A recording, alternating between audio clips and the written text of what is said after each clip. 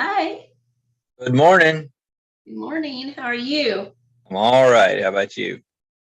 I don't know. I'm all right. A little anxious. About the ice? Yeah.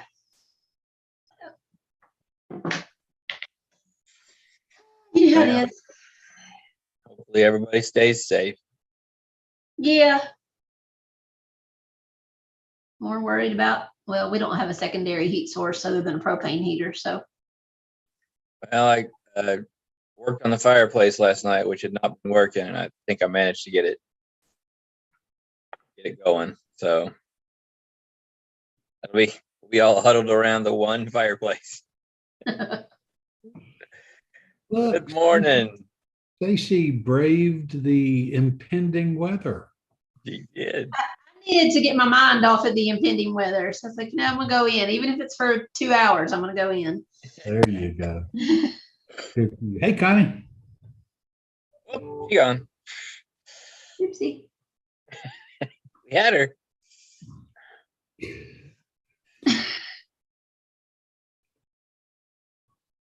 So yeah. And of course, my husband's not a preparer, so he just gets aggravated with me.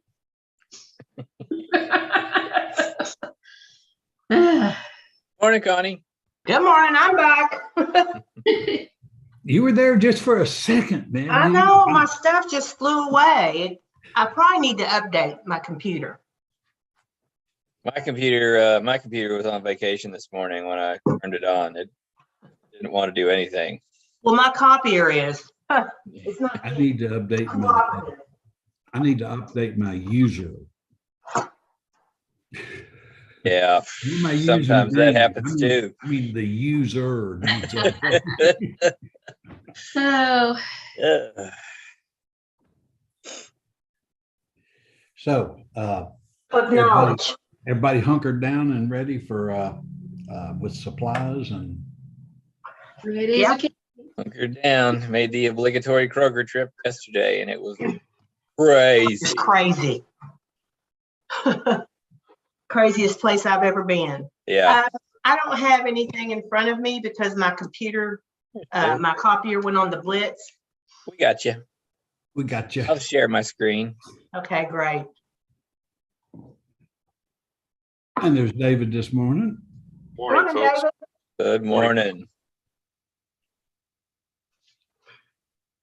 So David, has it started icing up at a Cherry Blossom yet? We are a little north of downtown Georgetown. That's what I'm thinking. You Yeah, might see it first. I'd say we're getting close. Yeah, I don't think there's much doubt about we're going to have this happen. Yeah. Oh, no, for sure. Robert and all his people are ready. They can't do anything with ice. Yeah. Wait until it's over and clear the roads. Starts. Yeah, and because the rain is preceding the freezing rain, we can't pre-treat because it'll just waste the salt and hurt the environment. Yeah. So we're just having to react once we get through. But man, I tell you what, doesn't it feel good to know that we've got somebody like Robert and the crew he's got at Public Works. Oh, yeah. The coordination between police, fire, and public works that we enjoy today, and the fact that we've completely revamped Public Works fleet with a whole bunch of modern, smaller vehicles.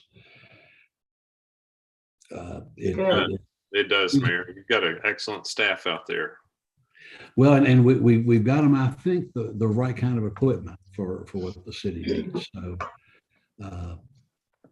I just hope not too much of the city loses widespread power, but that's just hard to deal with. Yeah. Yes, that's hard.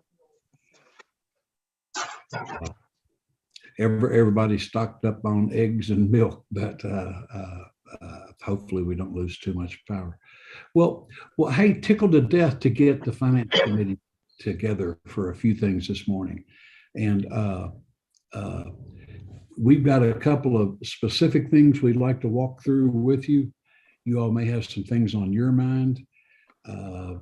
but we've got the time to do whatever we need this morning. I see Stacy is at the office, and looks like Connie is at her office, and we'll want to get you all through home, long before all that happens. The biggest thing that's before us immediately that's been on our to-do list, our City Hall staff to-do list, is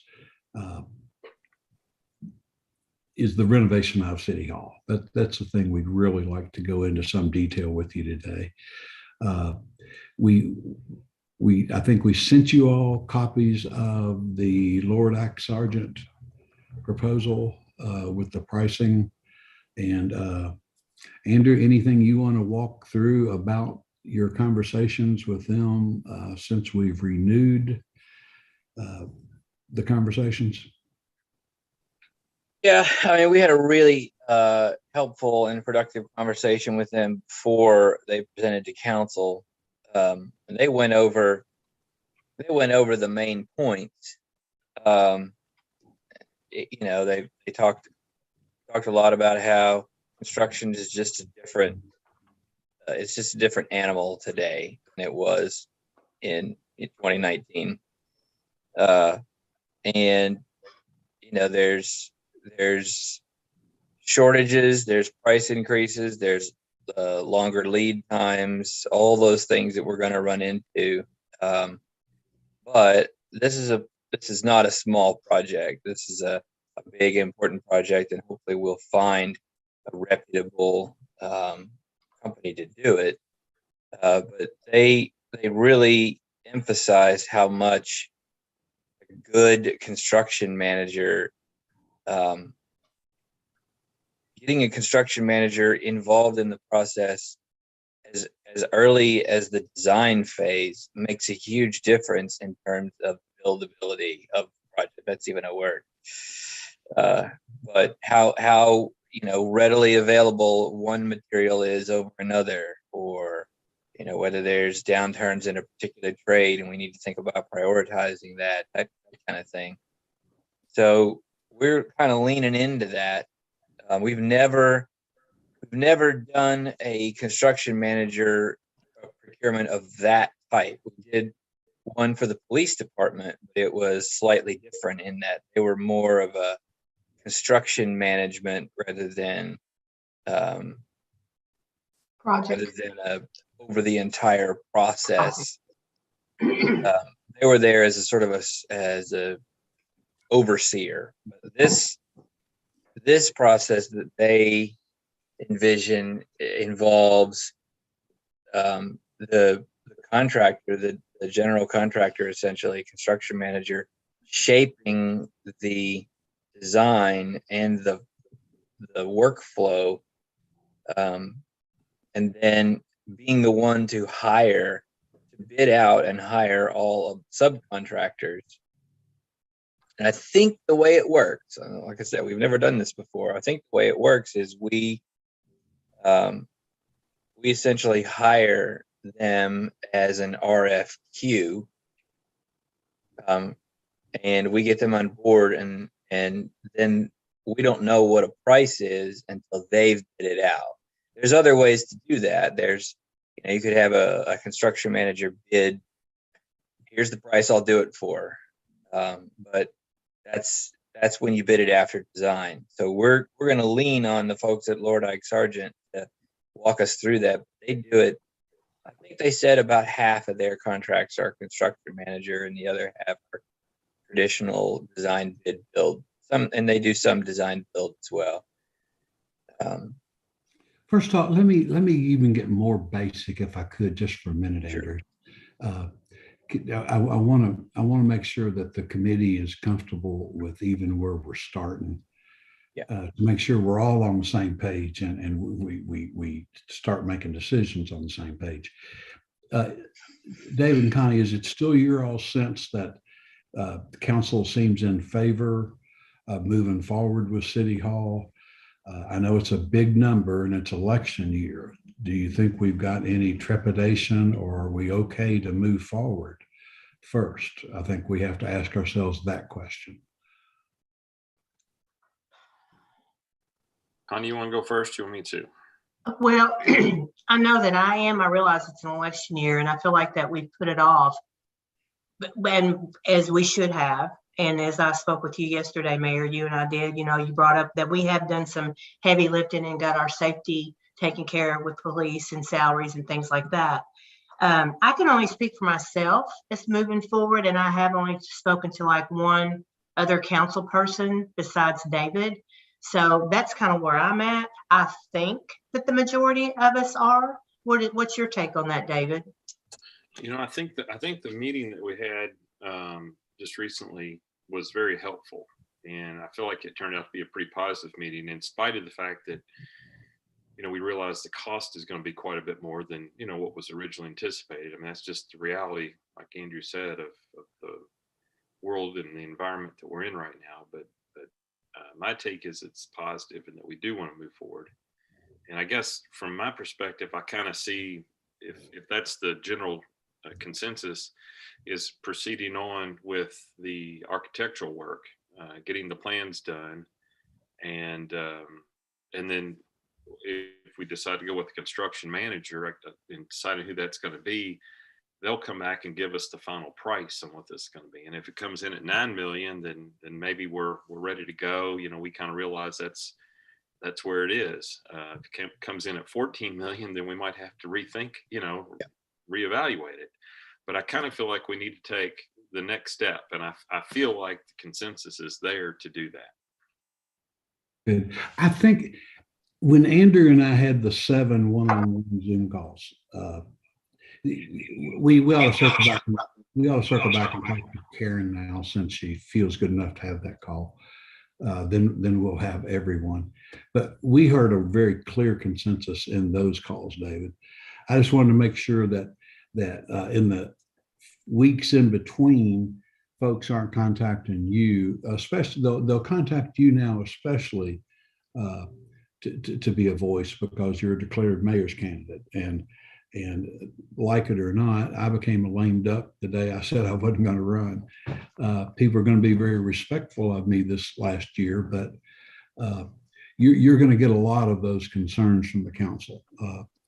And I just want to make sure that we don't put the council in an too uncomfortable position. The only council member that has expressed any concern to me will not surprise you all. It's Mark and what the dollar amount is, and he frets about those things a little bit. And Mayor, I did have a positive conversation with him after the council meeting, so just to share that with you. But you're right, he did have some concerns with the magnitude of the cost. But after the meeting, he seemed to be more receptive. So I'm not trying to speak for him, but it was a positive conversation. Right. And just to piggyback on what David said, I like the fact of doing the 2 phases of getting the architectural design done and all of that, and then putting it out to bid and having a project construction manager instead of having one and all. Like, would the project manager also be our construction manager, or would that be 2 different entities? No, it would be the same. We would just get them involved earlier in the process than we did with the police department. Like, Drew said, buildability. One of the things they mentioned when we had the phone call with the architects was if they are designing the plans with a specific material, that construction manager could be there to say, well, due to the market, here's a better material that's equal, but more readily available, so they can help the architects in the design because of the current market and what's going on with supplies, delivery times, costs, find equivalent materials if the one they typically use is not available. Understand. Okay. I like that. Thank you. That's critical. That's critical before it goes out to bid, because once you put it out to bid, you've sort of established that as the baseline, and then you start getting into complicated change orders. And to the extent that you can avoid that, you should. Well, I do know that going into working on and start gutting an old building as old as City Hall is, David and I both know you're going to run into things that you normally don't run into, because you already do run into stuff, even on new construction and things like that. So there's going to have to be some kind of cushion in that. And I don't know how you all feel, but I feel like that when we move forward and doing the design, I feel like that we should get the design that would like use the whole building and removing that vault. And also the downstairs, my concern would be the water and the mold, to make sure that those issues are very much taken care of. So it would be a usable space. I'm not so sure Yeah. we don't have mold in City Hall upstairs, but those would be my concerns moving forward. Good. And again, we've touched on this. The councils had really good experiences with a construction manager. Mhm. And feel comfortable doing that. And that it also gives the council control of that selection process. I mean, we do we'll score things, but ultimately it's a council decision to make that selection, which gives the council another place of complete control over the project or picking the key players. And with financing and money, of course, Connie, like you said, once we have an idea of what our budget is, we'll establish a contingency, which is basically the bucket of funds that'll be set aside for those change orders that will come up with a project like this. We may need a larger contingency than usual. And just to remind you all, Andrew and I met. I know, of course, there's always discussions about funding, how we'll fund it or finance it, but even if no matter how we choose to fund this project, I would recommend doing the reimbursement resolution on the front end, which just allows us to recapture expenses if we decide to finance later. So that's always important. We did that on the business park, even though we obviously did not choose to finance the business park. We still did the reimbursement resolution up front. It's just a fail safe. What's the window on that again, Stacy? 3 years? They're usually, there are two different windows. There's one from the date you actually adopt it, which is a little bit longer. I'll have to look up what the exact window is. Usually there's also maybe 12 to 18 months from the time the project is finished. So you have two time periods, one from the day you adopt it, one from when the project is completed. And obviously the one from when the project is completed is a little shorter.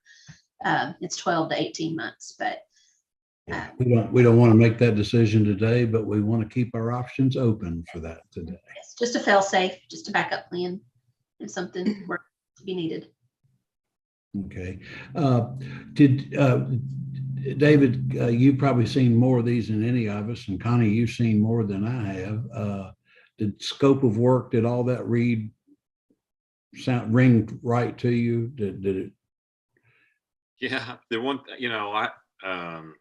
one thing that kind of popped out was landscaping. I think there's $5,000 in their bid for landscaping. I kind of wondered, are we planning on doing some landscaping, or is that something that needs to be in there? And then it made me think, are there other things that maybe we need to kind of take a little bit closer look at? But I'll take another look at it, certainly, Mayor. I don't have it right here in front of me. I don't know that I can even pull it up, but did you all notice that, or have any thoughts on like landscaping? Is that something we're going to incorporate? I'd be glad to do that. I think it'd be wonderful if we could. I was wondering where we're going to put the landscaping. Yeah. Well, that's not hard as concrete. Yeah. So I think as a generic term, I think landscaping is going to include things like the sidewalks and things like that. I don't necessarily think we're talking about putting planters in. Maybe new railing for the ramp and the stairs. So I'm not 100% clear on what the crossover is on stuff like that, but they did not mention anything like that. So even though that's not a big dollar amount, those are the kind of details that the public and the council are going to expect us to know. Yeah. And if we don't, they're going to lose confidence in the project. Things like that are a good catch, David. If we can't answer detailed questions and little questions, and where are you going to put landscaping anyway? It's just an obvious question. We need to make sure we're not subject to any of those tripwires. Right. We can move that $5,000 someplace else. Yeah. In another line item. And we have to be careful probably with miscellaneous, for sure, because that really throws people a huge loop too, even though we might have to have some. And I apologize, my copier crapped out on me, so I haven't had a chance to really delve into it either. So, but I will. Okay. It's a pretty thorough scope of work. I felt, other than it might be include some stuff that are questionable, David, I felt like it was my conclusion was it was a turnkey proposal. Yeah. But if we hire them, we're going to have a finished product. Yeah. One day. No, I agree. I feel good about it in general. Good. Are you all okay then, after you review it, and if there are things that we get rid of tripwires, if there are any, are you all okay recommending this for us to go forward with at the next council meeting? Yeah, if we can take a quick look at it, and then maybe we could get on a phone call or a conference call with them, or you all could maybe, and just ask a couple of these questions that we might have, things like about the landscaping or Yeah, whatever absolutely. else you think. And Andrew, given how big this is, if we want to throw in an extra step, it's so easy to have a Zoom meeting with the architects and the finance committee, so we can represent to the council that we're trying to take every question and get pretty good answers to it, and that the committee is engaged with the architects. And I think that'd be a good signal for us about the way we're doing this. We've got an extra week this time. So yeah, let's plan on having a meeting with them next week. We'll get that set up. We'll see Yes, if we I can. like that. We'll see if we can't have the questions understood, so the meeting's pretty productive, and we don't have to sit on there and just grind forever. Yeah. But I do think you all should be able to have that opportunity. I think it'd be good on a project of this size and scope. And the other thought that I had was, I know that we talked at the last meeting about making a few changes, maybe to the council chambers or maybe wherever. And I just wondered, are all those, sometimes you make a change and you want to make another change, and how many changes are we allowed? And I'm sure it's not totally unlimited, but do we have a pretty good runway of changes that we could make within reason without a price adjustment? I wasn't sure about that. Good question to ask them directly. That is a good question, David. Yeah. My expectation would be at this early stage, we ought to have pretty wide latitude. Yeah. Frankly, and a get out of jail free card. If we have things that we think need changing, we need a complete review of our council bench. And that's one of those final details that are going to be very important to that building and those of us that use it. Right.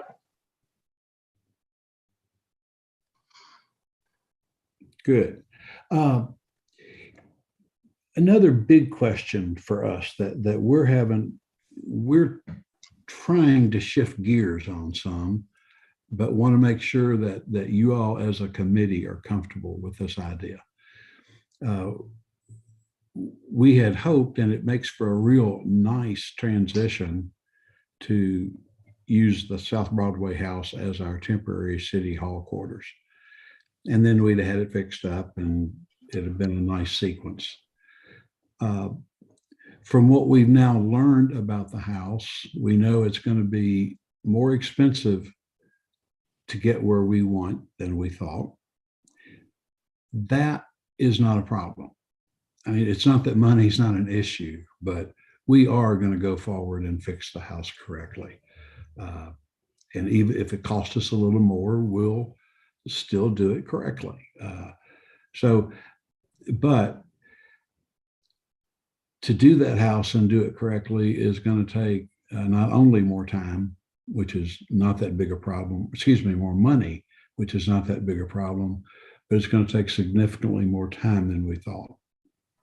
What are we talking, Mayor, as far as significant in price and then on time frame?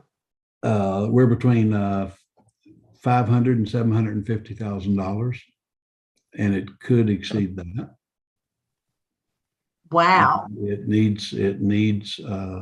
We've had some pretty smart people look at it with us, Connie, and the conclusion is we need to raise our sights, and we're probably going to need more help with it than we thought. We won't know the full extent of it until we get down to the bare bones, which Public Works, once the weather clears up, hopefully next week, they're going to get in there and start tearing down some drywall. But structural issues, particularly in the roof, I think are going to be a major factor in that. So I bring that up to introduce for our discussion. If I get to move City Hall project forward in a fairly aggressive timeline and get it actually under construction before I leave, and have some of this, if there's any controversy with it, kind of tamped down.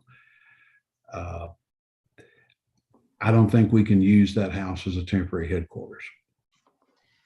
I think if you move into the house and use it for temporary headquarters, you're going to be halfway into the next mayor's first year before you even move into that house and start City Hall. I'd like for us to consider what the county did. And that was there's always space up here at Indian Acres, it seems like, and they moved City Hall into 2 vacant storefronts, just in an open office complex where there was plenty of parking.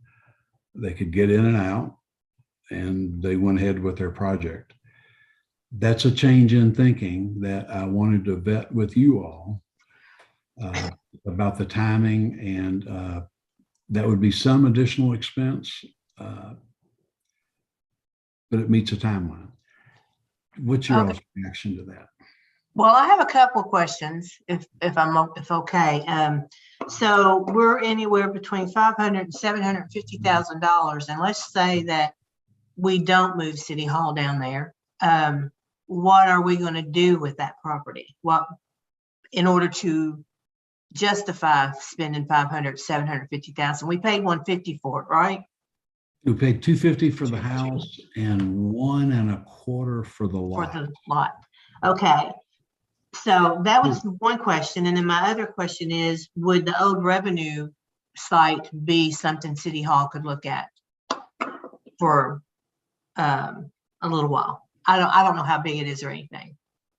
Yeah, I don't know. Andrew might have a thought on that. On the other one, Connie, I think we've got to answer that question either way. If we use it as a temporary City Hall or we don't, we still have to answer that question. Right. What we intend to do with it long term. And I think we've got a whole plate full of possible answers that the council can come to. It could be used as we could make some kind of economic development incubator space there, where some startup businesses could go with a common reception area or office area. We could make it a home, a very beautiful home for a handful of not-for-profit agencies that could serve the community. I think there's all kinds of possibilities that the council would have a lot of fun determining what it would be. And it's still good to own that property, both properties combined, for the city, even though I can't say exactly what that use will be. Okay, I see where you're going with that. That's good. Okay. I think And another, I think for the city to own something like that, I think would just be a really, really good thing. I don't think that disagree.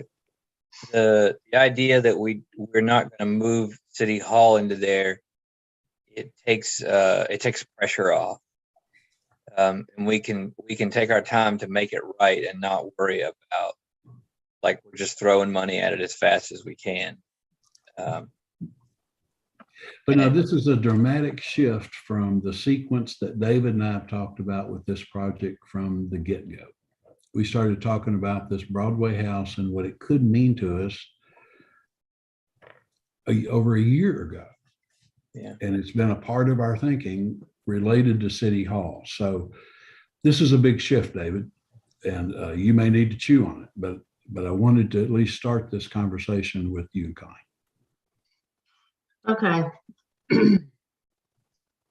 Well, I have to chew on that too.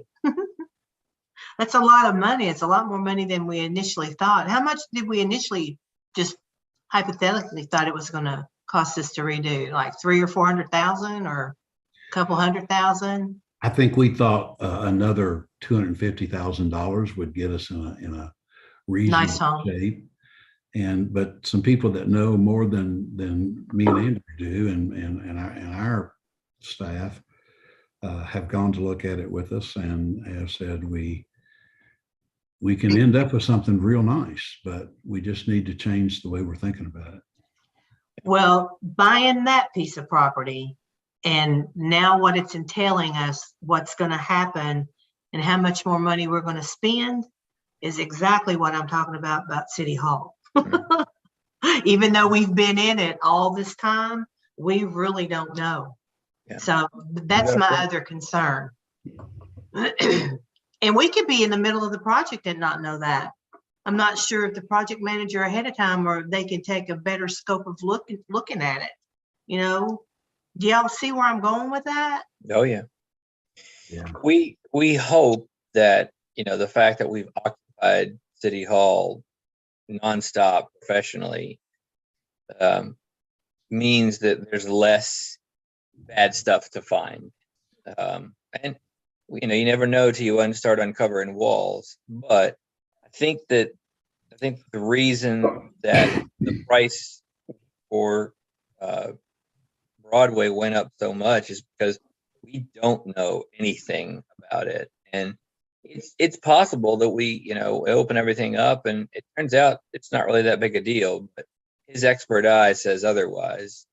And we've never had an expert at City Hall, and we had the architects come in and say, here's what we think about the condition of your building. No one is throwing up red flags. You could be in for a real hurting on this. So, I mean, most of the problems at City Hall are with the facade and with water infiltration, but no one has ever said your structure is in danger or you need to reinforce and that's the kind of things that I think they're worried about. Once they take that roof off, they may have to replace a lot of roof structure. There's already severe water damage. All the floors have to be completely, redone all the way down to the subfloor in a lot of places. And I don't think we're going to find that in City. I don't think you're going to find that surprise in City Hall. It's certainly a possibility. Yeah. The fact that we've continuously occupied City Hall and Makes a the house has been not well kept for a very long time. And even though we haven't done big renovations to City Hall, we've never let it stay wet, or we've never we've lived in it and kept it up pretty well. So yeah, I do see the difference in that. The one thing about the Broadway house, I haven't got to walk through it. And normally you can tell when you're walking through a house, the way the floors are laid as to whether or not it's got good bones. So how do the floors look? How did David, you know what I'm talking about? How level are they? Because when you talk structural, you're talking from up down, but what about from down up? Where is that? They're not perfect, Connie. And quite honestly, some of the floors have some kind of epoxy coating on them that you would put on a garage floor. The guy that owned it, that's kind of one of the sideline jobs that he did was, so you can't really tell. I mean, you can tell they're not perfect, and they're going to need some work, but it's hard to say until we do the demo. Can I have an opportunity to walk through that? Absolutely. I just come and get a key and do it, or someone can go with me, doesn't matter. But maybe one day next week before we have our next meeting. Yeah. Okay. Yeah. I'll get with somebody. That way you can get an idea of the house and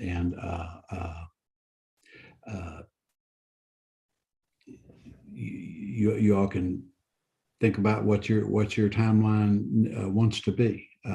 It kind of boils down to we can get this project started this year, I think, or we can let the next mayor start it. But if I start it, I think we're going to have to move to a commercial location. Well, David and I both know, and probably you all know as well, it's not good to have a house sitting empty because then it deteriorates even more through the different seasons. So Just like I think we should move forward on that. What do you think, David?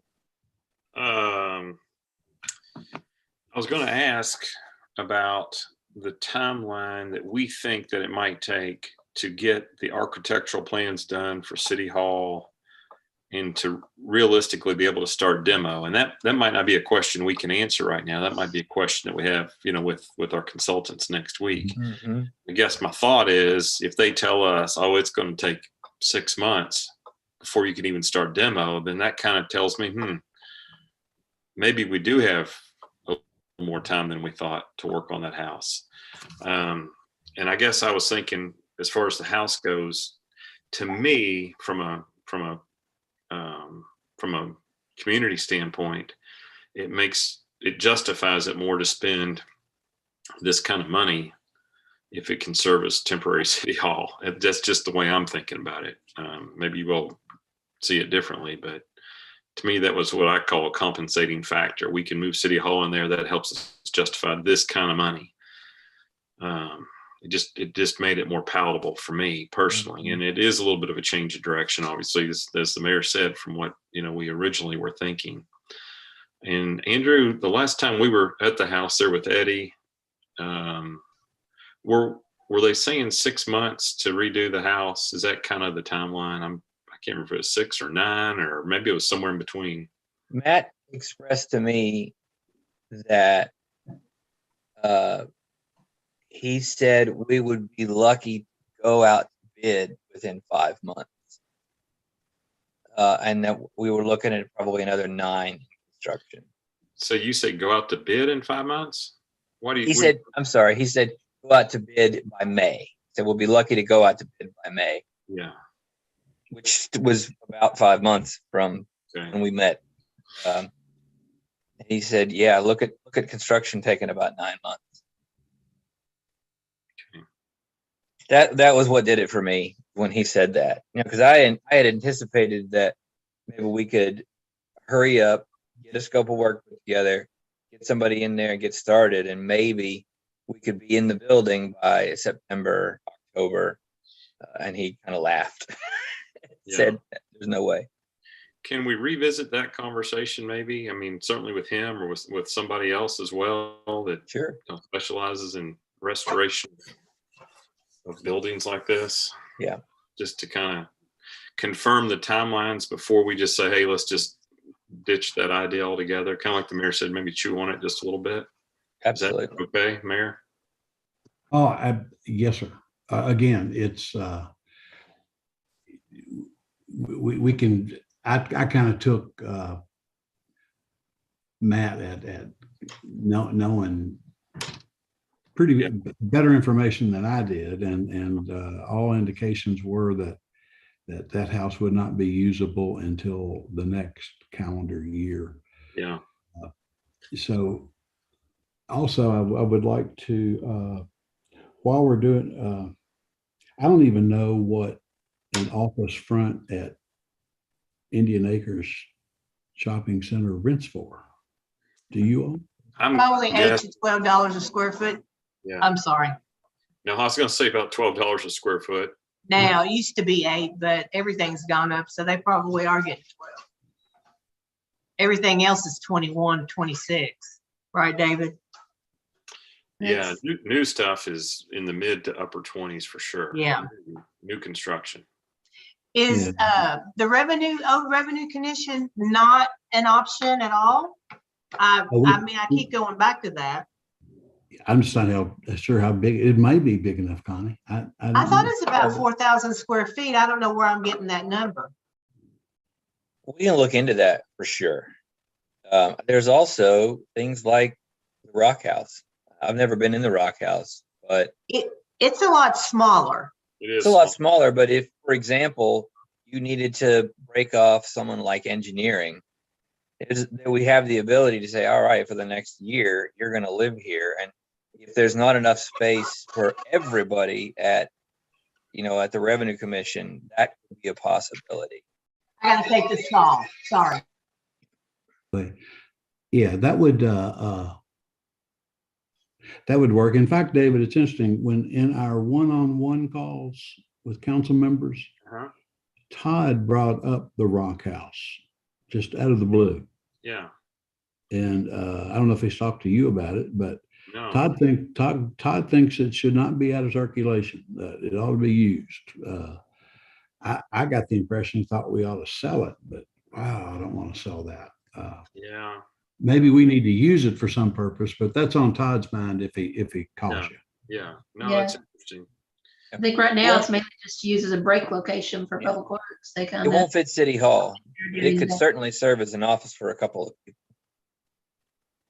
Yeah. Or, if you needed a public facing clerk's office, although we'd rather keep them close to us. But I'm just saying there's multiple avenues that we could look at.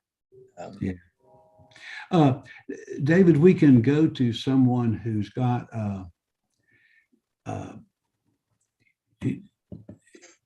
who specifically does these old houses and try and get a different timeline. But I'm trying to between making the plans or the designs and knowing what we want to do, Right. and going through the city's procurement process, Yeah. because we're not just a corporation or a person. I think that it is going to take us longer than we hope that it might. Well, Mayor, maybe with what you are talking about, utilizing something like potentially the Rock House or the Indian Hills, maybe like you're saying, maybe engineering goes over here, maybe city clerk goes to Indian Hills, and maybe City Hall general, you go somewhere temporarily. Or When maybe the house is done, transition into that house, and maybe we do a little bit of both. a little chess move or two Yeah, on the way to getting there. maybe. Maybe that's a and- good idea. And the Revenue Commission could be one of those chess moves for one of those pieces. Yeah, I like the idea of engineering probably being at the Rock House. That's not a bad idea. It's pretty centrally located when you think about it. So maybe we need to look at going ahead and maybe getting internet access and things down there, Andrew, and seeing what Yeah. the situation is. I mean, we have a lot of moving pieces to put into play, but all these things are doable. We just, at some point, we'll have to pick a direction. And I think we don't have all the information we need to pick that direction yet. I think you all need to have your conversation with Lord Ike Sargent. We need to go ahead and demo the walls in that building. And there's, like I said, there's a possibility that we open it up and a structural engineer comes in and goes, you know what? We can work with this. This isn't as bad. This isn't as big of a deal. But we're getting the impression that that's not likely. I'd like to go over and see the Rock House myself. And then we certainly can have conversations with, folks over at planning and zoning or what have you, in terms of where we go and what locations might be available, how many square foot we would need. Stuff like that. And as I think about this conversation, Andrew, it kind of goes back to part of this is perception, and we're making sure we have the right meetings with the right people so that we can know this process is going the right way, and we can present it that it's going the right way. Us evaluating these other possible locations, even if they're in piecemeal, is probably a step that's expected of us before we go spend money somewhere else. That's true. And the other thing, we've thrown the Rock House out in the midst of all of this. I think Public Works might have been there, several years ago, but it's not really been utilized or really been habitated. So Yeah. we're gonna be throwing money into that. And I don't want to say good money after bad. That's probably going to need to be looked at a little bit closer as well. Yeah. Down futuristically, once if say the city engineer goes there, that after that, what are we going to use it for? Because that also could be something. Maybe the city engineer could always be there. I don't know if you'd want that, but once you threw some money into it, I mean, I'm just throwing those out there because it's probably going to have some money put into it. Wouldn't you agree, David? Yeah. I It's want to go almost look like- at that next week too. It's almost like you didn't take that phone call, Connie. Oh, That's exactly what was said while you were gone. oh, okay, sorry. I did have to take No, that phone call. It worked out. My point is you're thinking exactly the same Oh, way. okay. Thanks. That's good. Yeah. But I like utilizing the Rock House. I mean, that's another historic site that we had. I mean, I can remember as a child going there when the Mormons owned it, and the Greyhound bus used to go there. You know what I'm saying? Mhm. I feel like it's another historic site that we want to try to keep. So anyway, good job. We'll move on. I know y'all had that conversation while I was on the phone. I wasn't gone a minute. That was a lot. A minute. We were quick. Yes, you were. Thank you. Okay, we got some marching orders for those things. Do you feel, I think that's good direction, Andrew, Stacy. Do y'all Mhm. feel like we're getting what we need here to, Yeah, we're trying to grab the smoke and coalesce it into concrete. Kind of formulate a plan, kind of formulate how to move forward a little bit. And Thanks. I like the idea that we're going to talk with Stack and them. Actually, I just want to tell you this, Ralph did come back and he did fix my copier. So I do have my stuff. Oh, I'm wow. just not a maintenance person. So meeting with them one day next week by Zoom. And in the meantime, could we take a look at the Rock House and the house on Broadway Mhm. and kind of, so I can get a little bit more better idea. I know David and you and Andrew have been down there, but I would like to do that. And I want to throw this out as well, even though we're going to be doing it. And as we start to move forward, we may want to take council down there a few at a time or whatever, meet them down there and kind of have conversations with them. I think by them visualizing and laying eyes on it, it'll help them with questions from other people. Your thoughts on that? Yeah, we're happy to take them down there. Tammy walked by, she was just out walking one day and Out walking. Yeah. she saw us there and stopped and went through part of it. I think council's going to be good with what we have to do to the house, and they'll feel good about going to see the house and understanding the project better. I think their big decisions aren't going to be the house. I think their big It's going to be decision money. is going to be City Hall and where we do our temporary locations. Mhm. And then I think we're already a little bit pregnant with the house. We own it. Right. We're committed to it. We're in the trimester. Either me or the next mayor are going to see that through, and it's going to be something that the city's really proud of. It's just a matter of timing and how quickly. It is. And we're going to own it for so long, it really doesn't matter.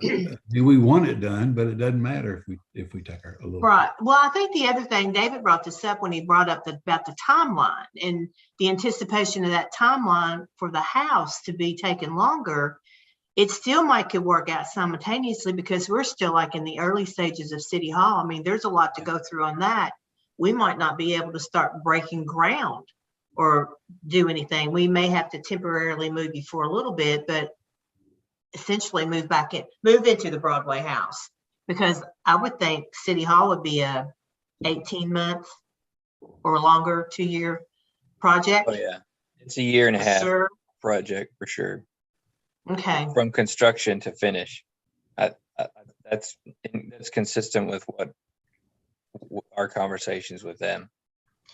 Definitely moving forward with somebody giving us more ideas to how long that timeline is roughly. We all know that there's very few people that can give you a timeline and be dead on it during even new construction. So it really depends on what, materials, getting them in and that kind of thing. And I know the project manager is going to help with that on both sites, actually.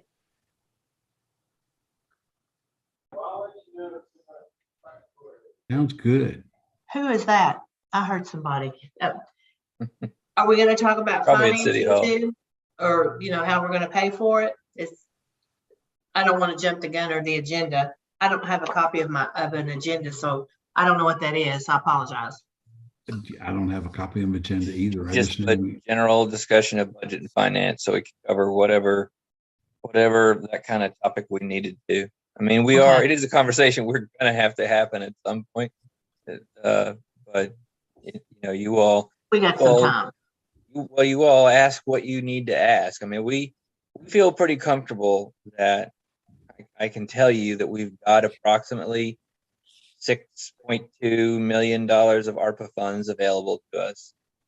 We've got $22 million in reserves. So whatever number you all are comfortable pulling from that is what we've got in terms of big projects. I mean, Okay.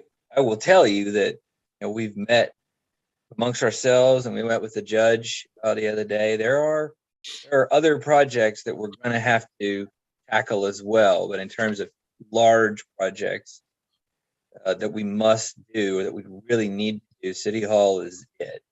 And we're going to have some other small to medium expenses. I think it's Mary, do we want to talk about parks, or do we want to talk about any of that stuff? Or Yeah, we know we'll have a number. We have a number of challenging financial situations out there where our cash position is strong, our revenues are strong right now. We do know that, for example, Parks and Recreation has come to us and to the judge. They have an immediate need to make a procurement of their Dectron system. Dectron system is integrated into the entire building's HVAC, ventilation, moisture, venting, dangerous cooling. gas venting equipment. It is past its service life. It's costing them $80,000 a year in maintenance. It is leaving us a dangerous situation with chlorine gas floating above the pool that we're going to have to take some steps to temporarily dissipate. And this Dectron unit, it'll be a different brand name today. That brand is out of business. This entire system is going to be about $1.4 million. Perfect.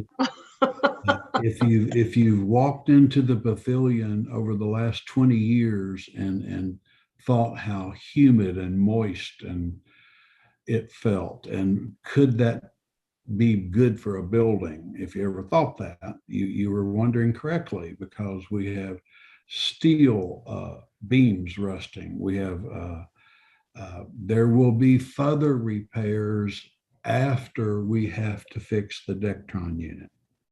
The Dectron unit itself will take 2 years to order and have built, but we have to start the other improvements pretty quickly.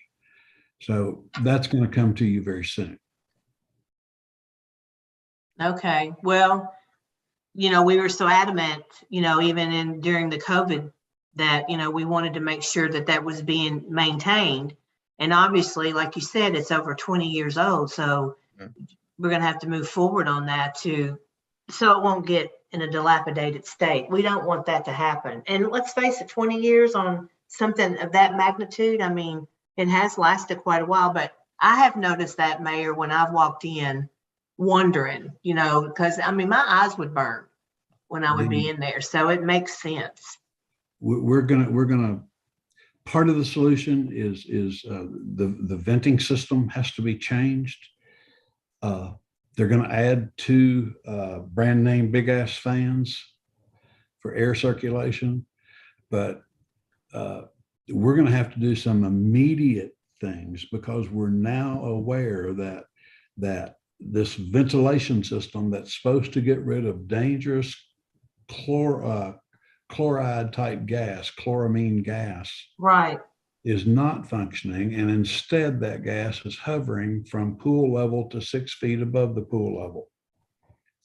So bad that our parks director's daughter, who spends a lot of time out there, had to go to the hospital with lung burns. Oh, That's This not is- good, Mayor. This is an immediate thing that we're now aware of. So they're going to put up fans on the side. We're going to try and do cross ventilation. We're going to try and make it as good as we can because we can't get it all fixed at one time, but we have a huge expenditure in front of us. Okay. They're really doing their homework on this to get us good data because they know we're going to freak out about that cost. And the fact that the $1.4 million might cover the ventilation in the Dectron system, but Andrew, the other repairs, have they costed those out? They haven't. And I don't anticipate those being huge, but there are, they're going to have to do things like replace rusted parts and they've got ADA issues that they need to fix. There's ADA issues that won't, according to their engineer, that won't wait. But I don't think you're looking at huge costs on those. And I also don't know that you're necessarily looking at the same level of emergency, like you said. Getting that, it's essentially the entire climate control for the whole facility. Because what's happening in the natatorium is, it's a humid environment, but it's essentially sealed off. It's spilling over and causing effects in other areas, and they haven't fully evaluated that yet. But it won't be the same sense of emergency. Everything has to happen now on the other stuff. So, Although this week they closed the observation balcony because of The gases. structural issues. Oh, Concerns about steel rusting through. They closed it. It's now visible and affecting operations. how soon can we address these issues, Mayor? What's your timeline on that? They're fixing those things right now. Okay. They're moving forward Okay. regardless on the immediate structural issues in the natatorium. Okay. They're hopeful that they've tentatively asked the city and the county each for 500,000, so a third roughly, and they intend to find the other through either money they've already got or savings through energy efficiency, I believe. But they're ready to move forward immediately. Now they've got their energy and efficiency guy doing an audit, and he said that would take 6 weeks. I don't know whether they don't plan to move forward until then. That's kind Well, of their the thing, but gases and the structural thing, I think I'm talking about two separate things because we're going to spend money up front just to fix those emergency things that can't. So are you looking at 500,000 a piece just for that and then moving forward the rest of it, or okay? I think they intend to handle, I don't know for sure, but I think they intend to handle those structural issues on their own with their own funds. It's serious. It's a serious issue, but I don't think the fix is all that expensive. We're talking about welding on some additional metal and repainting, and it's not $100,000 fix. So what about the emergency situation for the gases that we're dealing with? That's a temporary fix as well, right? Until we move forward and completely fix it in the construction, right? What's that cost look like? Nobody knows yet. No, the Dectron unit, which control the ventilation system, which controls the gases, is the $1.4 million fix. Is that something that can be ordered now and put in? Is that what we're looking at?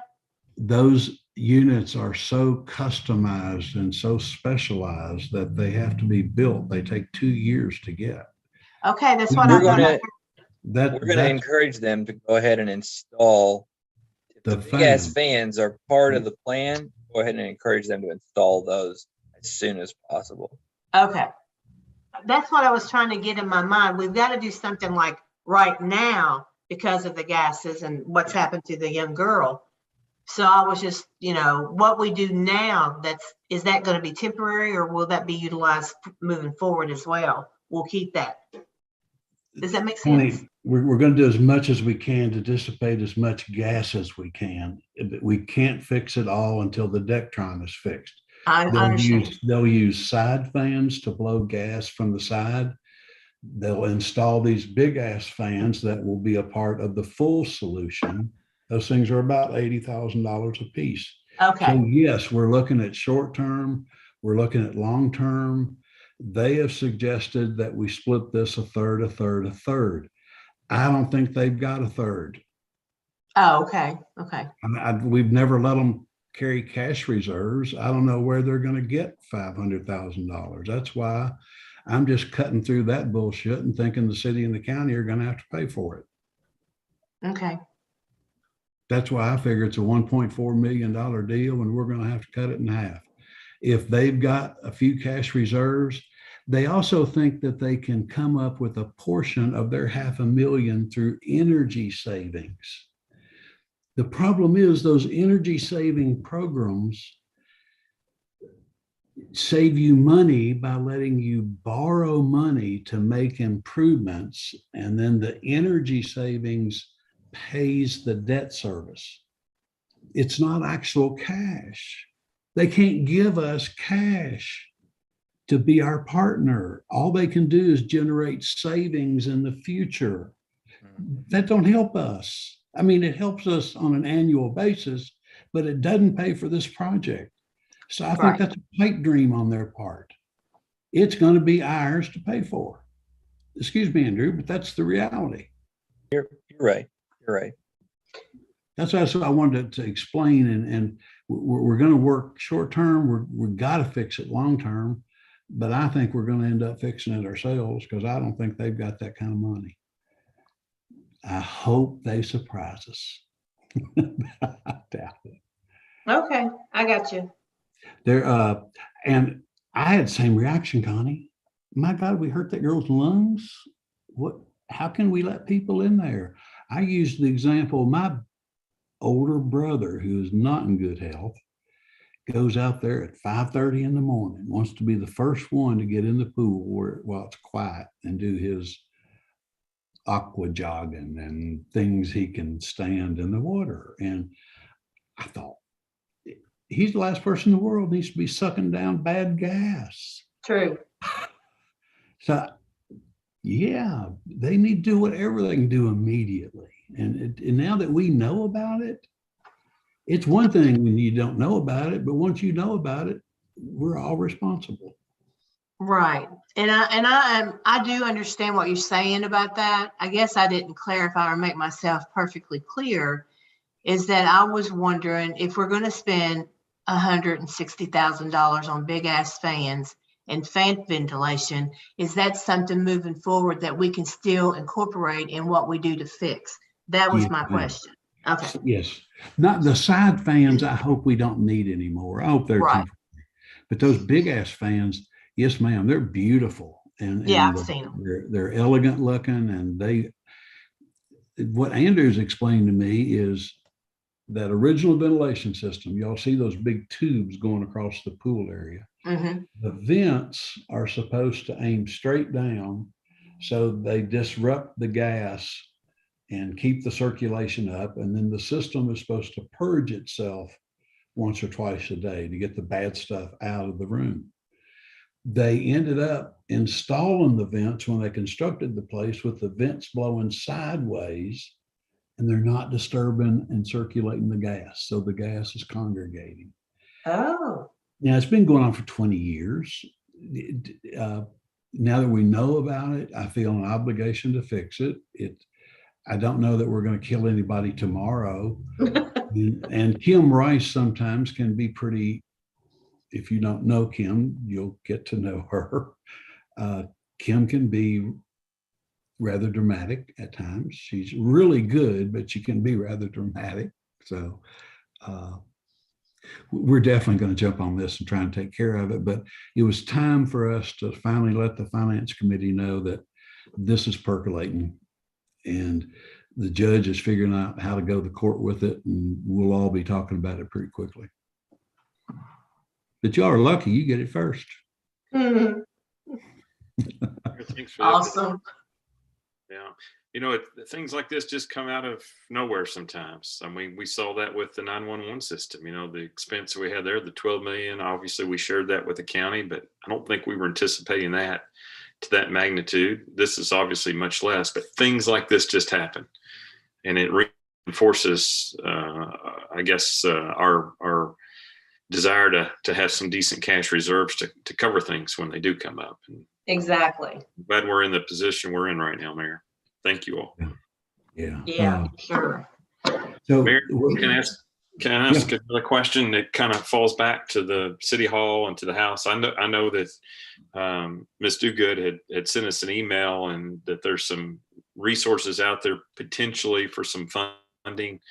And Andrew, I know you're shaking your head. Mayor, you're shaking your head. I know, but I just wanted to kind of reiterate that and just say that I agree that is something that we need to go after. And I don't really know how to go about that. I don't know if we need a grant writer or we hire a consultant or a lobbyist or who. If you look in the scope of work from the architects, they do intend to help us with things like historic tax credit.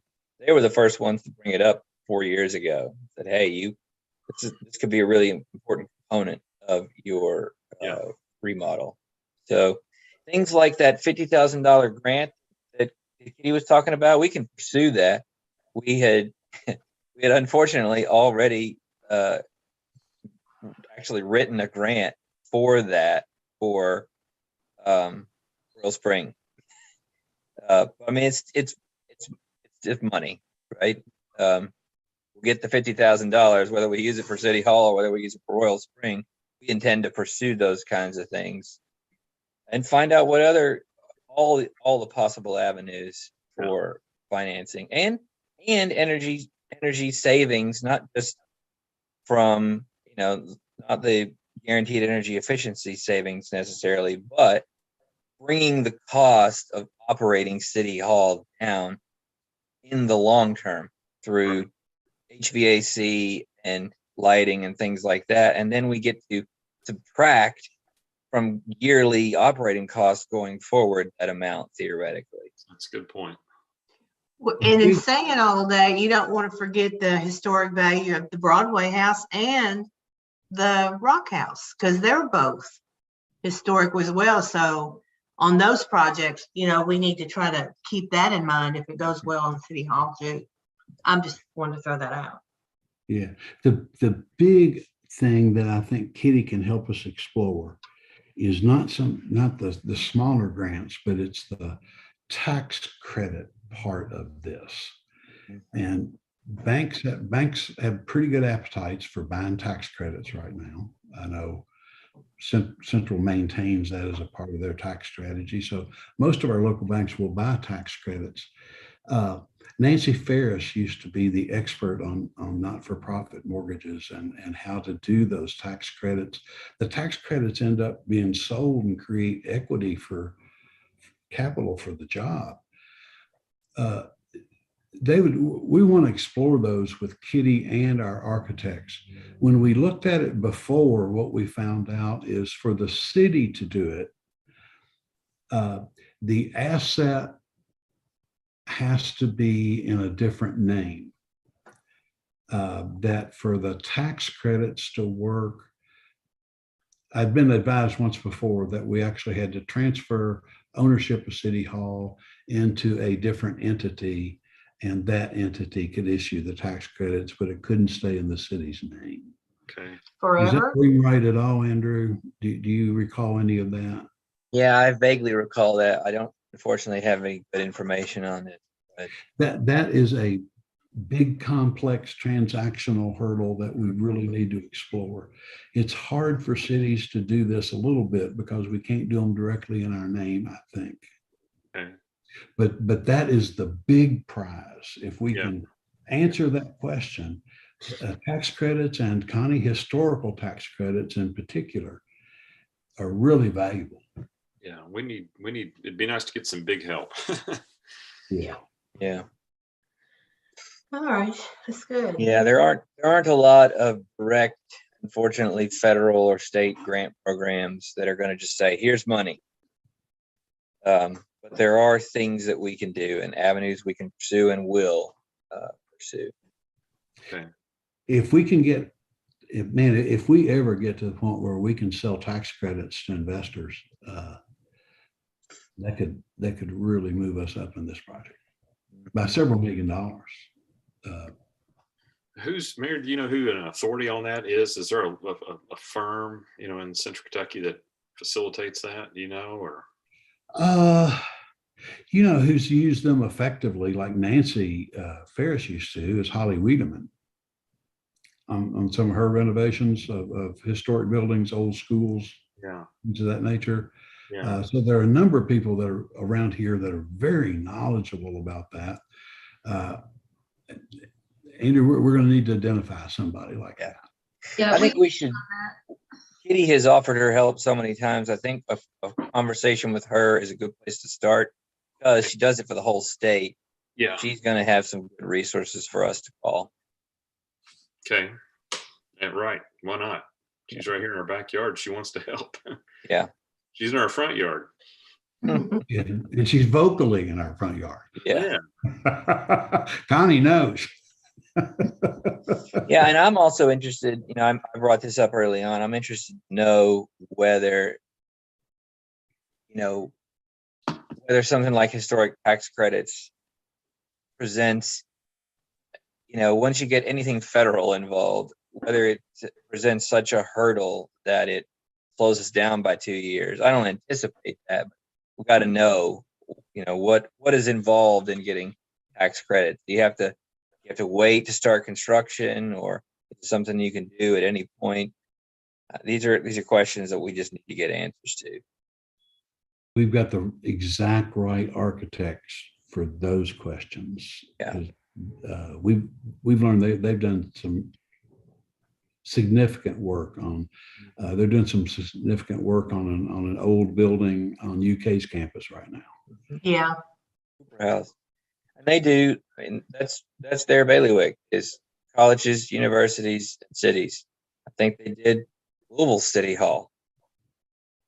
They're in the process of doing it right now. They had to phase it out, but this is their business. Point. Our potential construction manager might know some of those avenues as well. So it sounds Right. like we've got a few possibilities. Things will hopefully rapidly coalesce once we get some key pieces of information and we can give it to you all, and you all can push us in that direction. I think things will come together rapidly.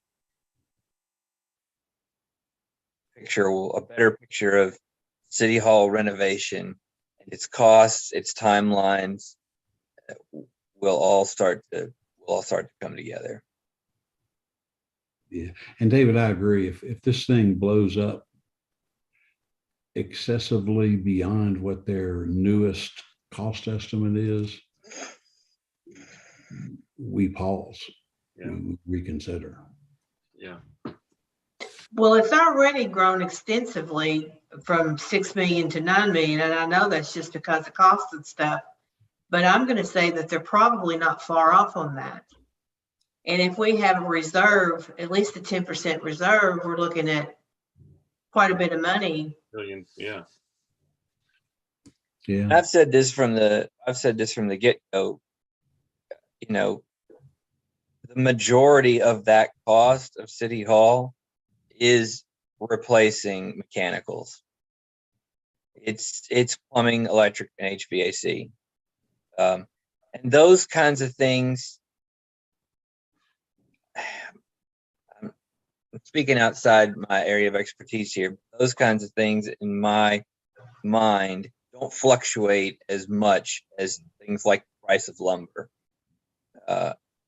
So I'm hopeful that is a factor in keeping the price where they say it is. I could be wrong. I understand steel is the big driver on projects right now. Is that right from your all's construction point of view? Steel. Yeah, and here, lumber. Yeah. go ahead, David. Not so much masonry, but steel and lumber for sure. Yeah. I've heard real complaints about steel from some folks that have got some projects that they just need to get going, but one little thing that like contract signed Yeah. or but really needing to get some things locked in. Hopefully, we need very little of either of steel or lumber. I mean, all our drywalls right now are our drywall. All our walls right now are aluminum, contractor, commercial type walls with drywall over it. Worst case scenario, we need a steel beam for structure, but hopefully we're not doing too much with lumber. What do we've spent a lot of time talking about a construction project. Thank y'all for being patient about that. Have we got traditional finance committee things that we need to discuss with the committee, Stacy, or were we primarily discussing how we move forward with this contract? I think we were primarily focused on capital projects, just as a couple. I mean, of course, if Andrew has anything else, but it's officially February. And so according to our rules, by the first meeting in February, we'll bring our budget for schedule for budget preparation. And a mid-year budget amendment will probably be coming your way, either the second meeting in February or the first in March. So, there may be, obviously, if there's things we need to address immediately, such as the Parks and Rec, or other things that we might need to include in our mid-year amendment, we will. But other than that, I don't have anything particular that I was looking to discuss today. Okay. Oh, there is one that I wanted to take your all's temperature on. A number of the council members went through the KLC training on homelessness, and I think 5 of us went through, Andrew. Us, I didn't attend it. 5 council members sat through it, and seemed to have some interest in those issues. Judge Covington, as you all know, has had a task force looking at homelessness and ways that we can respond as local government. Right after he became judge, he appointed that task force, and Devin's worked with him on it and been pretty active. And a year ago, they did a bunch of work and figured the root causes and how we should come at it, and finished their work a year ago with the idea that what Georgetown and Scott County really needed, if we were going to try to address that issue, was a coordinator to look at the large number of affordable housing and homelessness type grants that are currently available, given the growing magnitude of this problem. Judge took it to the court, and court did not back him. I had told him, I said, look, if court will approve that, bring it over here and we'll talk about it. And court did not back him. And he's come back to me now and said the reason the court didn't back him, and I'm just laying all this out for you, was that most of the homelessness issue exists in the city. And that's frankly true. It's primarily an urban problem. But it's So, all county. yeah, for both. I say that respectfully. I know what you mean, Mayor. Yeah. So what the judge and I talked about is if I could possibly start this initiative from our side of the street, and the idea would be it would create a position that would focus on affordable housing and homelessness issues, to work between city and county government. Joe Pat believes, and we have a potential candidate in mind that is really highly regarded in this field, and believes that there are some substantial grants that we can pursue. The judge proposed if we fund a position like this jointly for 3 years using ARPA money, and it's eligible for this homelessness purpose.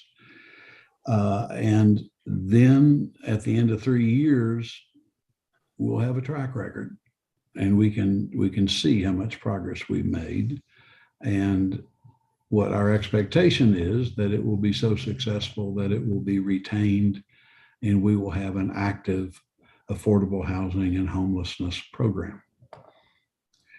It would require 3 years of salary funding. Joe Pat suggested using ARPA money, but it's just money. And I told him I would take the temperature of the finance committee. He thinks we've got a shot if I can include it in our budget and you all are comfortable with it being in the budget, then he can take it to the court and get it matched. He doesn't think I'm sorry. he doesn't think he can initiate it on his own through the court, but he thinks he can get it done if we go first. Well, I really don't think it's a bad idea, but I guess my question is, for 3 years of funding, are we looking at maybe $300,000? I'm just throwing a number out there that we're looking at for the next 3 years in creating this position. Would that be their salary?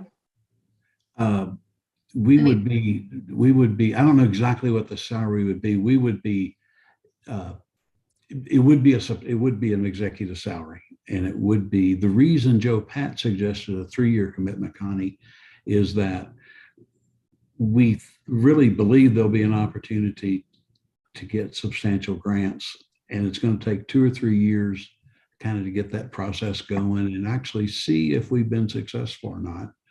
And we thought it took a 3-year commitment to really know that.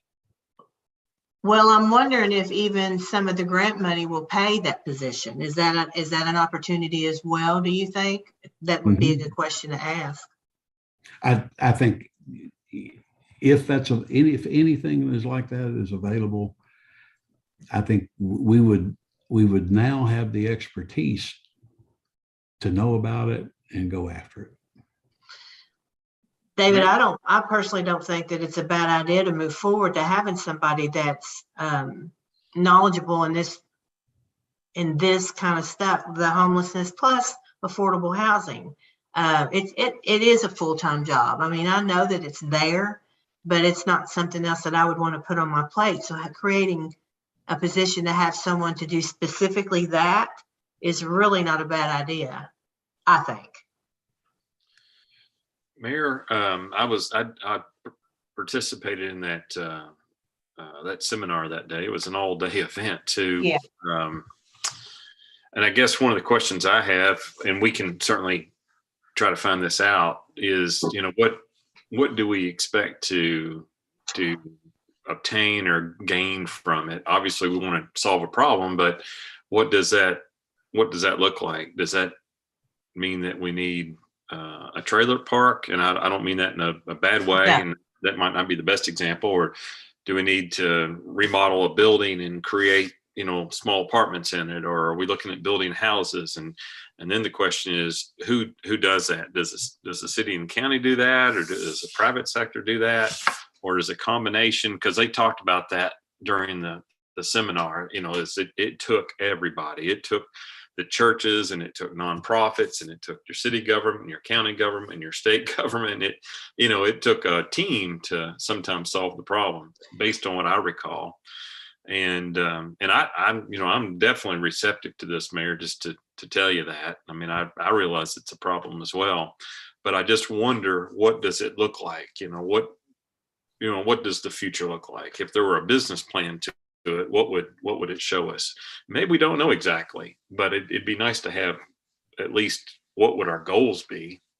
Is that something the judge can answer? Is that something that committee can answer, that Devin's a part of? And that would be helpful for me to say, yes, let's go do this, and let's lead the way, and let's put it in our budget. If the county will help us, then great, we'll do it. Well, on that on that seminar, David, you know, the lady that runs this or has a lot to do with it is actually lives in Georgetown. Yeah. I don't know if she's on that committee with Devin or not. I'm going to say probably, Yeah. but she would have great knowledge. Yeah. I think that would be someone Devin could talk to and kind of lead us in a direction. Yeah, were you impressed with that person? Yes. Were you, David? Yeah, it was very eye-opening Yeah. seminar for sure. And she used Scott County as a reference, you know. Okay, so you're in agreement. Gotcha. We're on the same wavelength if you really liked her. Yeah. She was very informative. That's about that's about as strong as I can say it. If you really liked her. Yes. And David, that document exists. We Okay. can send it to you. Evan has been working into what this would look like and what this person would do, what they would undertake to accomplish, Okay. and what we think the 3 years would look like. I think that's necessary, and I think we can provide that for you. Good, great. And I was kind of being kidding. All I can say is we've got a really good candidate. I got you. I got you. Read That's between the funny. lines. Okay. And so we'll get that in the format that we need to look at it in, because I think the judge would need that as well, and we'll share it with you. And I think we can do a lot of work between now and when we get together next week. Okay. That sounds good. All right. What else, Stacy? I don't have anything else. Andrew, did you have anything else? I don't think so. Connie does. Yeah. Can you tell, Tom? Can you tell me? I do think it's worth, Mayor already mentioned this before. I do think it's worth mentioning it again. I have asked NetGain to pull together a team, and our assigned engineer was on site yesterday. We got to talk about how we're going to handle IT related stuff in the construction period, because everything, the phones and internet all route through City Hall and out to the other areas. So we're going to have to figure out a way where either that doesn't get disrupted or it gets temporarily worked around. We can function pretty easily with laptops and cell phones. We'd rather not have to completely disrupt everything. Servers can be moved. That's not a problem. We've moved so much into the cloud. That's like Stacy stuff.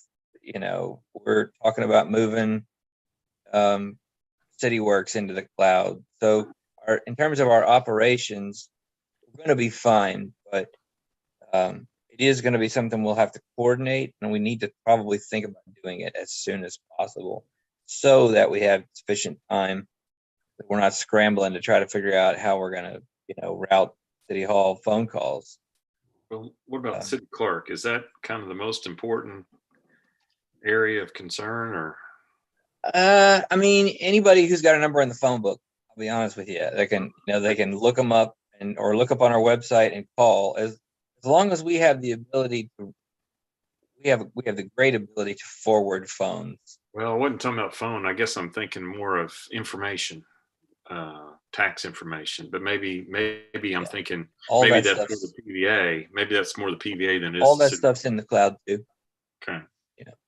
All that stuff is portable, and I'm not worried about that kind of thing. It's mostly the internet and the phones that are going to be an issue. All of our operations based stuff is all cloud based or portable. So that's the good news. My stuff isn't on the cloud quite yet, but it lives on a server in planning and zoning. So as long That's as I right. can connect to that That's server. right. All right. Yeah, that will be not impacted because of that. However, we've acknowledged, David and Connie, that while we've spent a lot of time talking about where we might go, the thing that might take the most time here and throw us off our schedule is technology slowing up our move to one place or another. Mm. Because you remember the nightmares we went through and reported to you all about transitions and changeovers and how many service problems we had. And Mhm. if we get into that kind of quagmire nightmare, this thing will take longer than any of us want to. Yeah. Andrew's right. We need to figure out, can we leave this in place, or do we have to? We need a Do it plan, twice. or this issue will hold us up longer than a location. I also want to just keep you all in the loop on Republic and our transition over to them as our garbage provider. It has been bumpy. We have had a lot of people call and get misinformation, and we probably collectively sent them 20 emails yesterday, and we had a Zoom meeting. We've had a Zoom meeting almost every day of the week for the last 3 or 4 weeks. We're working through the bumpy stuff, but a lot of it is people call us at 9 a.m. and say, "You missed my trash this morning." Yeah. Well, we've got a different service provider now, and they may not pick you up until 2:00 or 4:00, whereas we picked you up at 8:00. And you got the reverse problem. People who are used to getting their trash picked up at 2 may not put it out till 1. That'll all get worked out. You all may have gotten robocalls from Republic with information. They're working on that. We are expected to have the hang tags in hand today. Those are going to go on the carts next week, and that's going to provide a lot more info. But we expect on February 14th, when they swap over, that everything is much smoother than it is today. Garbage is getting picked up. Just wanted to let you all know that. I've had a couple of council members reach out to me and say people have reached out to them. I'm sure you all have heard something. But I think we're dealing with a handful of problems here that feels bigger than it really is. It was going to be, any transition of this magnitude is just a little bit ragged, and it's ragged. What I have seen, and you all may have seen, Todd particularly and Greg some are going on the city's Facebook page, where we're getting a lot of negative comments, and Todd and Greg are trying to answer some of people's concerns.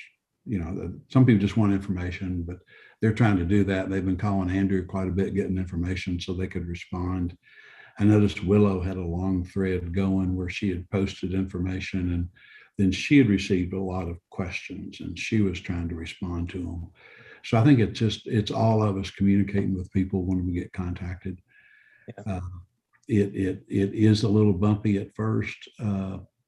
Switching over how we pick up 12,000 households of trash every week is going to take several weeks to iron out till we all get used to how that works.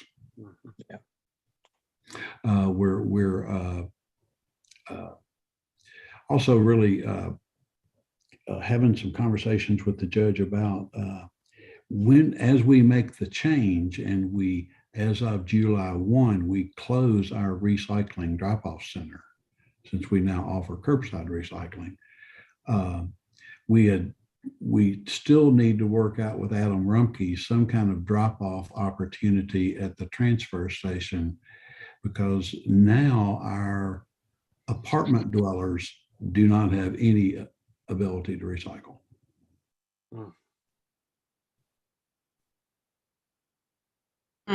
Just something we hadn't entirely thought about, to tell you the truth. But so we're going to need to have some form for those folks. We need some form of a drop-off center, and it makes sense to us that hopefully it be out at the Rumpke Transfer Station on West Houston. Seems like I got something in the mail from Republic and it had a customer service number on it and it geared mostly toward recycling that you could call and sign up for it. Right. Anybody who wants to recycle, who wants a recycling bin, you have to call and ask for it. No extra charge, but No extra charge. they won't deliver your recycling, Herbie, unless you make the call. Makes perfect sense. So you don't just have one sitting there never being used. I know, right? Yeah. I don't know if this is the appropriate time or not. I know we're talking about financing and projects that are coming up. I had a conversation with the mayor yesterday, but to let y'all know that I talked to Chief Eric Colson at the fire department. Tammy and I are going to work on doing a stint there, kind of be in the firehouse and that kind of thing. And following that conversation, Chief was letting me know that they had a little mishap with their truck. And so we have borrowed a county truck while they're going through that. And so that might be some things that we'll be looking at as far as finance moving forward, a purchase of a new truck or so. I know they're having electrical issues with the ladder truck too. I just want to kind of throw that out there because I think the cost of maintenance with the age of the truck is probably going to be an issue, but I just wanted to kind of throw that out and make you be aware. Yeah, because that's one of those that it's so expensive you have to anticipate it. You don't like doing those on a have-to basis. No, but talking to Eric yesterday, he said it was at least 2 years if you put it in an order right now because everything is so, made for that it would be 2 years before you'd even have a truck delivered. So just to throw that out, that's a long time. It means that we have to make financial decisions way in advance and pull the trigger on finances so far in advance. David, I don't know if you heard about that wreck or not. We had a fire truck sitting still at a red light. 2 cars had an accident and one of them spun from that accident into our fire truck. Wow, I did not. No one injured. Fortunately, Yeah. relatively minor damage, but once you hit a door, the door's been out of shape, the door won't close, that kind of thing. So it took a truck out of commission, basically. And I'm looking forward to seeing pictures of Connie and Tammy doing 24 hours at the firehouse. I want to see him sliding down that pole. Hey, we don't have any poles. I'm not going to do a poll. No poles. Poles are off limits. And I'm not even going to make another comment that kind of raced through my mind, but I'm going to take that thought captive and I'm not going to say it. Okay. But yeah, Tammy, we've been talking about it and I mentioned it to, I was telling Tammy about my thoughts and she goes, I want to do that. Let's do that. Let's do that together. So I talked to Eric about it yesterday or day before. He said, yeah, we'll have a slumber party. Thinking, okay, and I don't ever want to say this in a negative way, but I hope we have a little bit of something going on. I don't want anything tragic, but I would like it if we had a little bit of business to have to go tend to and maybe, ride along with the battalion chief and show up at a scene and kind of, I feel like when you walk in somebody's shoes, it gives you a better perspective as to what entails what they're doing. So anyway, it'll be fun. And pictures, I don't know. Maybe you promise not to put them on social media. Okay. It's fun. Well, this has been really helpful. I think we've got a lot of stuff out on the table and we've got some steps to take to flesh some of these things out and then get back together next week. Hey, Mayor, can I share something real quick that Mhm. I think I mentioned this to Andrew the other day, but I don't think you and I've had a chance to talk. I got a call from one of the engineering firms that's taking a look at Connector Road. Did you and I talk about this, Mayor? I apologize if I don't recall exactly. I don't think so. They, I guess they were authorized by the state to do some preliminary work, and part of that work involves him speaking with people that are in the Connector Road area. And so anyway, they contacted me and sat down and said that they were getting ready to put together proposals to do the engineering on Connector Road, and slated to be improved in 2024. So that was new news to me, but also very, very good news if that does come to fruition as well. David, in fact, I heard, just in the last day or two, I heard a specific date on the engineering, the next year right-of-way acquisition, and the next year construction start. So Okay, it's there you very similar to the timeline you're mentioning. Yeah. I'd like to know just what the scale and scope of it is. I think they're going to That's accept 2022. Yeah, accept proposals from engineering firms. They did kind of give me a ballpark range on the cost, which seemed low. It was between $8 and $10 million, I believe. And I would have thought it'd been more than that. And they talked about additional lanes, and I emphasized more lighting. They showed me a report. And there have been a significant amount of wrecks on that road. Matter of fact, one of them, I guess, is kind of like a traffic engineer. And he was shocked when he saw the report of all the accidents on Connector Road. So That intersection down there close to Cherry Blossom is our -- 1 intersection in the city. yeah. He showed where the accidents were, and you're right. That was certainly the worst of it. But they have them up and down the whole road. They do. Shocking. Yeah. They know that a lot of Toyota traffic does Yeah. go that way. I don't know if they're going to Paris or where they're headed to, but they do take that. They're at Old Oxford as well, apparently is a real hot spot. So I mentioned to them, they asked me questions, which was, part of their due diligence, I guess. And I mentioned, our desire for Lexus Way, and kind of showed them, the general area. They were already familiar with Lexus Way, but continuing that on over to Old Oxford, just to, make sure that it was on their radar and something that maybe somehow that could come into play and be beneficial. And I told them that we had applied for some build grants, and so far we've been unsuccessful.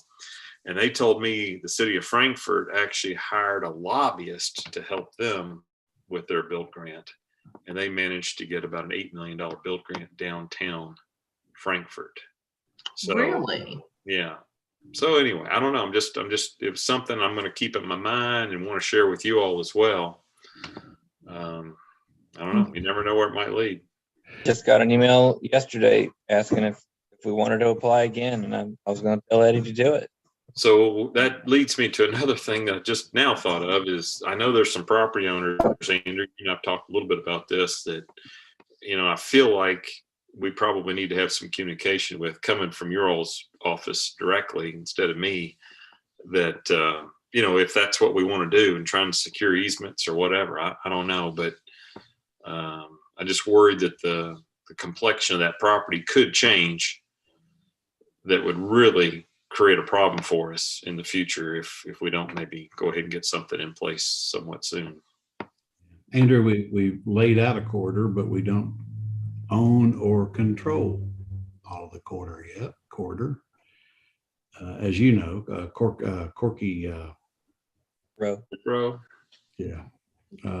I think we've really disrupted some people's plans and timing in very significant ways. So that is something that we can't lose the opportunity, and I don't think we've been entirely fair with those property owners. Well, and just to piggyback on that, Mayor, moving forward and trying to do that sooner than later, that cost is going to have gone up significantly as well, I bet. Yeah. They were, I think originally they were $8 million each, Andrew. I think I misspoke. I think there were 6 each. 6 each. So, yeah, I think I said 8, but there's 6 each.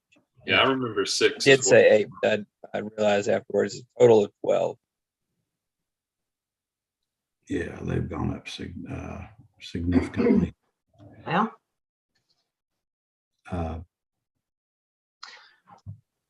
David, that is a good question. It involves purchase of real estate, and it involves some of those will be big purchases. We've also got the question the judge and I are wrestling with, and I brought it up a couple of years ago. Judge brought it up just a day or two ago. And if we're really looking long term, we need to be thinking about buying the next farm for a business park. We've got room in phase one. We've got lots in phase one. We've got good land available in phase two. Phase three, we bought all the land so we could remove the deed restrictions. We can still develop phase three. Yeah. It's got a stormwater issue, and just one day, if we got on a roll, we're going to look up and wish we had bought a farm. It's a longer term thing, but where do we expand the business park to one day? And there's a farm there, the Ramsey farm. That connects. How many acres? I don't remember this. I don't know if you recall. How many acres are in the business park total? Currently usable, we've got maybe 50 acres in phase two. Is it too big, Andy, or is it more like 40 acres in phase two? Phase three is about 60 gross acres, and we probably got 10 lots left in phase one, guessing. So that farm was an equivalent of like 100, 125 acres before we started on it. Is that what you're saying? Yeah, I need to get those acreage totals. Okay, so how big is the Ramsey farm, Mayor? I know it's the next one. Did we hear a size on it? I'll look it up real quick. Thank you. Hey, I'm Mayor, just curious. while he's looking that up, I'm just throwing out a thought. But as you go out towards Delaplane, there's some land right on the side of the interstate that either has been available, maybe it's still available, I don't know. But I've kind of thought, if our business park were to take an expansion and maybe take a little different look, maybe it would be more of a high profile type look. Right there on the interstate, businesses that would love to be on the interstate. And maybe do something cool, something very nice, landscaping, building designs. I don't know. I'm just throwing that out there to you. But maybe that's something to take a look at. I've not really studied it, to be perfectly honest, but I just remember there were several pieces, and some of those pieces were somewhat available. Interesting. David, we're right in the sweet spot of the work with our economic development plan. Yeah. And I think coming out of that economic development plan with a strategy on how we intend to do economic development in the future is the ideal time to have these longer range conversations. Yeah. And consider which way and where. And but I think we're right on the edge of establishing a really good formalized economic development strategy that will lead us to the transition eventually of Jack retiring and a new different staff that does more prospecting or yeah. The property I'm talking about is close to our public works property. Some of it was almost contiguous, as I recall. Okay. So the Ramsey farm is 160 acres. If you got just a second, David, I'll share my screen and you can show me which property you're talking about.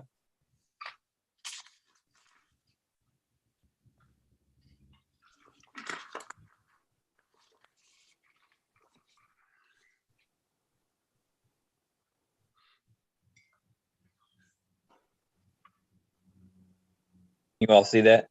Mm-hmm. Yes. All right, so that's the Ramsey property right there. When compared to the rest of the business park, it would expand it by at least a third. Did that go up for sale a while back, or it seems like I remember seeing that piece of property? I don't know. I don't know that it's actively for sale. Yeah. Right now, David, it just, I wondered 8 years ago, what's our next chess move? Mhm. And it becomes a more relevant question every year. Okay. Is this the property you're talking about? Let's see here. Can you put me right on our Public Works Department? This is, where are we? Why am I not finding it? You're close. Yeah, I'm close. Let me zoom in a little bit here. All right. So you're kind of on them. You're on them. There you go. See those properties that border the interstate right there that have not Right there, been developed? PLD properties. Yeah. Yeah. Yeah, and I'd heard one of the property owners had purchased it. They planned on bringing a business here, and it just hadn't panned out. Maybe available. Another one was available. So that's 30 acres. Mm-hmm. Interesting. H.E. Forge. That's Rumpke. Although, What's this one down on the far, one down from the 180, 160? Yeah, that one. Edward Bray. Well, that is a lot of timber to clear. Okay. It's okay. Wow. $704,000 of value. Whew. Well, but it is what, it is where it is. And True. Yeah. like I said, maybe it's a different level, of maybe it's medical, maybe it's higher tech type stuff. I don't know. These are questions that that you and Connie need to have in the back of your mind. Yeah. They may not have to be a fast bull issue today, but Mhm. one day it'll be pretty important. But having that interstate visibility, there's a lot of businesses like that. Andrew, do you care to click on our Public Works? I know it's close. I believe that. I think it's right there. The long one. Come down. Go north. Get that on right here. Maybe.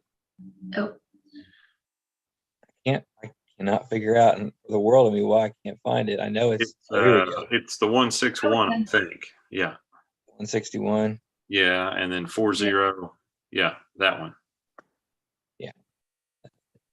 See, we kind of. Back up to both of those, David. Mm-hmm. Yeah, we do. That's Rumpke. This is us. No, it's not us. what about the one under it? No. Just that one. Okay. Yeah, but certainly borders our existing property. Mm-hmm.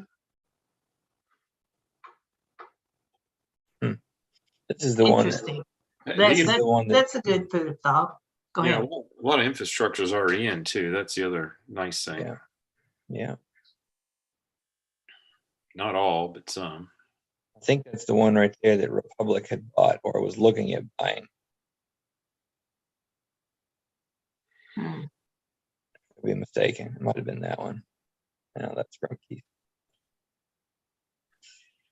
I mean, yeah, you're right, and that there's a lot of activity in that park. Unfortunately, it's all in the county.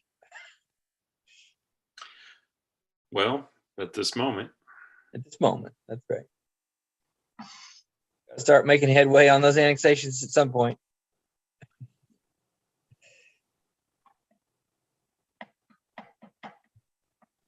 So, yeah, just in terms of long-term stuff, those are just things I want us to Yeah. start planting the seeds. Good. Real good.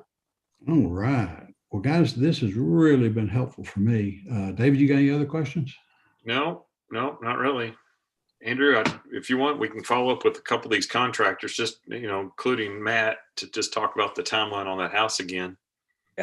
Yeah, I'd like second and third opinions. I mean, his is just one. Okay.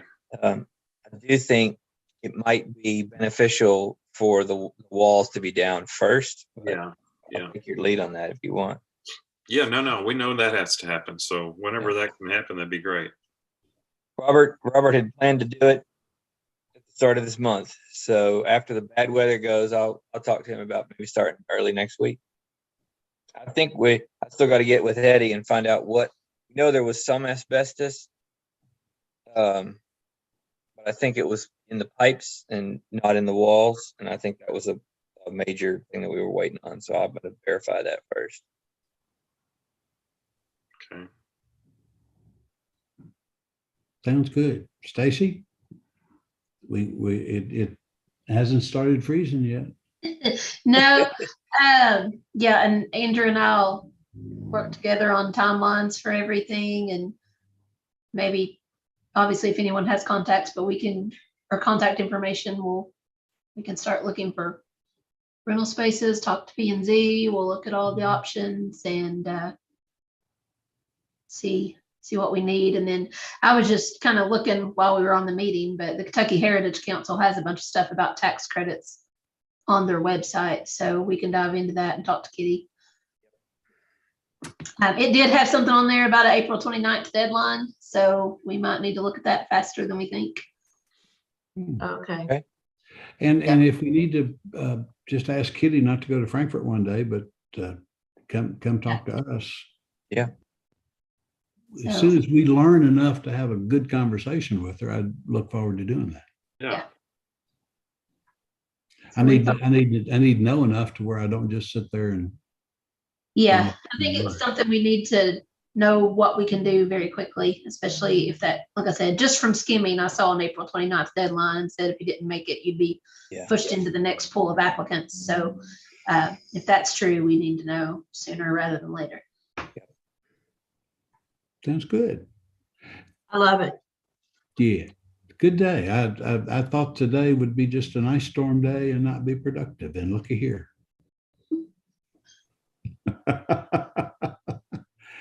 Good stuff. And I'll let y'all know. Oh, sorry. No, Stacey. I was just gonna say I storm related. I texted Andrew, but I gave Bruin a credit card in case he wanted to get any hotel rooms to keep his people in town. Sometimes it's just good to do that in case they can't get back here. I know most of their work is going to come once the freezing rain stops, but they kind of work around the clock once they've got cleanup to do. So there'll be places for them to either take breaks or keep them in town when there's shift ends today, so that we don't have to worry about getting them back into town. Good plan. Yeah, because sometimes he'll send them home for if they get a break, and he'll send them home for 4 or 5 hours to get some rest and then come back. So. Yeah. So we'll see. He had told me he was planning now that he doesn't have to worry about sanitation, actually waiting and not bringing them in until the weather was going to start. I gave him permission to do that yesterday, instead of working them 8 to 3, work them noon, 7 or whatever. Yeah, we're just giving him options. Yeah. So resources to work with. Yep. Okay. All right, everybody. Thanks.